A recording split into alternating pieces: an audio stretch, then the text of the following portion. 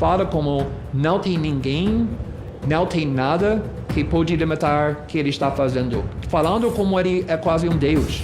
Falou que os Estados Unidos não pode fazer nada contra mim, não pode fazer nada para impedir o que estou fazendo, mesmo enviando jatos militares, e mesmo nem assim, ele está com essa atitude, essa postura que ele é o poder superior. Isso é realmente uma mentalidade dele. E não sei, eu não sou psicóloga, mas para mim essa é uma mentalidade muito perturbadora, muito perigosa. Mas é isso que ele tem. Mas eu acho que você quis dizer psiquiatra. Não sou, mas precisa ser. O terceiro ponto que já foi abordado aqui é a questão do apoio internacional. Muitas pessoas recorrem a nós, dizem, já está perdido no Brasil, a coisa está muito difícil, nós precisamos de apoio internacional. Mas a gente vê que outros países passam pelo mesmo, a gente não pode vender ilusão, a solução está aqui, nós temos que trabalhar aqui. É lógico que a gente acessa cortes internacionais, a gente vai para a mídia internacional e assim por diante. E aí a minha pergunta nesse sentido do não só do apoio internacional, mas talvez da cumplicidade internacional, é até que ponto esse movimento que nós estamos vivendo hoje tem tentáculos em todo mundo. Porque o caso do Felipe Martins me parece muito claro. O que aconteceu lá na Flórida não poderia ter ocorrido. Olha, até pode, mas seria uma coincidência muito grande e está difícil acreditar em coincidências. Sem que houvesse uma conversa entre as autoridades brasileiras e aquelas autoridades de solo americano. Pelo menos alfandegárias. Isso nos faz refletir também, não só de que a solução não está exclusivamente lá fora, mas aqui dentro também, mas pior, que o problema está lá fora também. E eu queria uma reflexão sobre esse ponto, né, de apoio internacional e problema internacional, desdobrado também no segundo ponto, que é o papel de órgãos internacionais como a OEA, que esteve aqui com a Comissão Interamericana de Direitos Humanos, veio um relator, nos ouviu, não tenho críticas sobre a parte de nos ter ouvido, inclusive nós gravamos tudo, mas a forma como aconteceu, iniciando pelo STF, ou seja, primeiro ouviu o abusador, para depois ouvir a vítima. A forma como nos trataram numa audiência que nós tínhamos aprazada com a aprovação da presidência da Câmara e que foi cancelada em cima da hora, não só conosco, mas também com entidades que estão ligadas à esquerda, até peço desculpa aos esquerdistas que são honestos e buscam, e que cada vez são mais raros, mas que buscam verdadeiramente os fatos, mas essas entidades esquerdistas queriam era realmente botar água no nosso chope.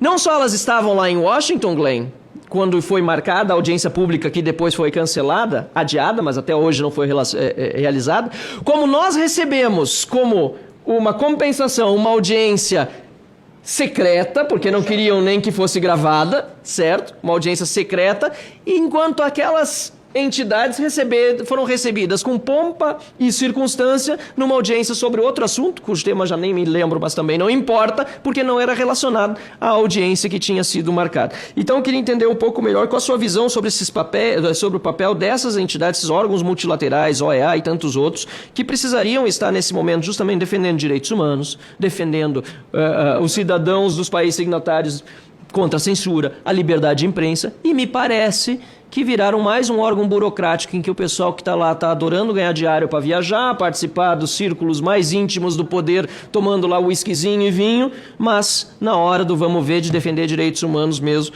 me parece pelo menos, até agora não saiu o relatório, espero que eu esteja enganado, estão mais ao lado dos abusadores do que das vítimas. Para finalizar, e desculpa se me excedi, espero que as perguntas sejam úteis. O papel da interferência judicial no mundo todo, porque o senhor tem uma experiência internacional, é americano, uma pessoa que eu admiro pela inteligência, pela forma como busca informação e depois compartilha e conhece, tem formação e informação internacional. Há vários livros mais recentes sendo escritos sobre a dita juristocracia, esse avanço do poder judiciário, e como o senhor vê isso também prejudicando o trabalho da imprensa, mais especificamente, mas, claro, também o próprio sistema democrático. E, para finalizar, uma pergunta bem simples. Qual é a saída para tudo isso, Glenn? Como você tem visto como cidadão que tem... Ajude-nos, dê-nos a saída. Não, nós todos aqui sabemos, estamos no Senado da República, o Senado que deve cuidar do impeachment de ministro supremo, por exemplo, que eu entendo é a saída drástica, mas mais necessária e urgente, porém sem o apoio hoje consolidado dos parlamentares, é uma pena. Deveria ser, na minha opinião, o senhor talvez divirja, a saída mais rápida, não que se resolucione todos os problemas, mas já dá um freio, mas dado inclusive esse fator político difícil que o senhor tem visto assim para o futuro do Brasil, pela experiência que tem, e pela perseguição que o senhor está vendo cada vez maior, me parece que aquilo que foi dito, agora eu não sei se foi pelo senador Magno Malta, quase certeza que foi, aquilo que foi dito é muito verdadeiro. Me parece que o Supremo Tribunal Federal cruzou o Rubicão e não consegue mais voltar atrás. Né? Sobre essa questão das instituições internacionais, sobretudo essa casa do Felipe Martins, mas outras também, eu acho que é muito importante que os maiores revistas e jornais internacionais nos Estados Unidos, no Reino Unido, em outros lugares, estão expressando preocupação com a democracia brasileira por causa do Alexandre de Moraes. Mas eu acredito, e também eu tenho certeza que um dia, mais cedo ou mais tarde, vai chegar o momento quando o Trump e o governo do Trump vai focar no Brasil. Que Elon Musk já mais ou menos prometeu, garantiu que Alexandre de Moraes vai ser preso.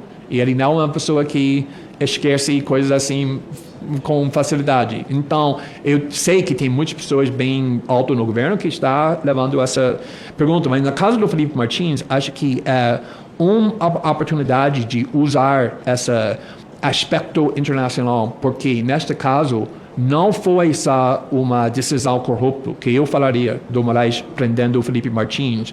Quando eu vi que o Felipe Martins nunca saiu do Brasil, mas estava aqui no Brasil o tempo todo, eu pedi evidência. E eu vi evidência muito ampla, muito conclusiva, que provou, isso foi bem cedo, que o Felipe Martins estava no Brasil o tempo todo, fácil de provar.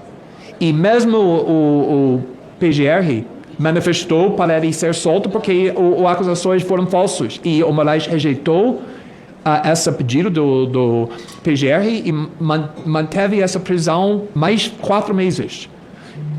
Mas tem esse outro aspecto que tem apareceu no meio de tudo, essa repórter do Metrópolis que afirmou que ele descobriu documentos no Centro da Imigração, no Customs Border Patrol nos Estados Unidos, que Felipe Martins entrou, mesmo que não entrou.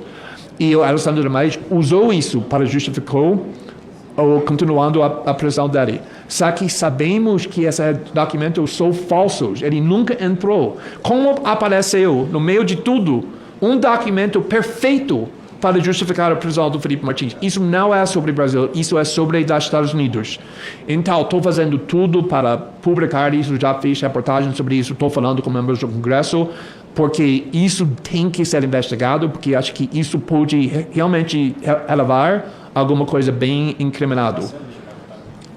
E só para falar outra coisa que sobre essa ida, etc., muitas vezes, quando tem uma pessoa, uma instituição que está bem protegida, bem popular, demora tempo para mostrar o fato que essa pessoa está cometendo impropriedades, até crimes, etc., mas acontece. Não pode esconder a verdade para sempre.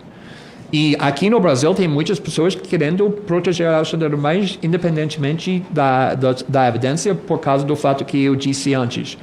E se você ler essa entrevista que ele fez com a revista New Yorker, que foi muito jornalismo ruim, nem incluiu uma crítica. Mas ele fala muito.